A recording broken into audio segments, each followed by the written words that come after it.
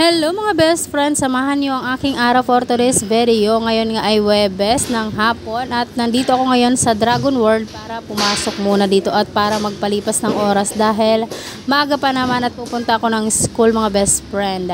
So dahil maaga pa naman, so pumasok muna ako dito sa Dragon World para mag-snack.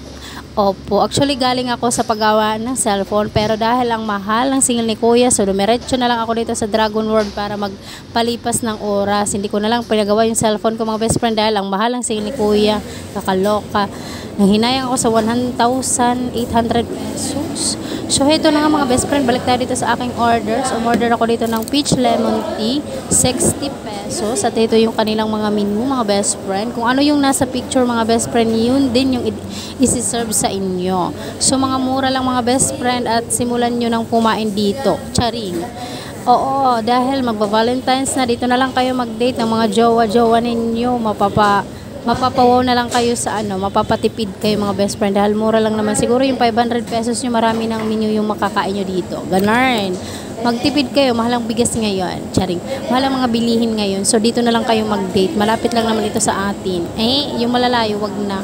Oo, mag-ice cream na lang kayo mga best friend. So habang inaantay ko ngayong aking pork siomai 4 pieces, 35 pesos. So tikman muna natin itong peach lemon tea nila dahil ito daw yung best seller nila, sabi ni ate. Sabi ni ate, ito daw yung pinakamasarap na nila na tea.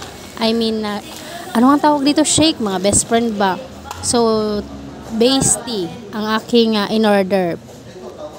Siyempre, tikman muna natin bago natin sabihin masarap. Talagang napawaw ako sa sarap mga best friend dahil para ka lang umiinom ng tubig na may lemon na may sugar. Pero talagang hindi ko alam kung bakit best seller nila nito kasi masarap naman talaga. Mapapawaw ka talaga sa sarap at mapapahigop ka. Ganun. So, nandito na nga ang aking pork siomai na 4 pieces lang naman. Sa nagkakahalaga lang naman itong mga best friend na 35 pesos. Medyo nabitin ako dito pero parang ayoko nang kumain ng mag-isa dahil nakakatamad pala kumain kapag nag-iisa ka. Oo. So dahil tatlo lang kami ditong kumakain, yan, yung magjowa na sa likod ko mga best friend, tinatakpan ko lang kasi mga bata pa sila. Uy, baka makita ito ng video ng nanay nila, mapagalitan pa ako.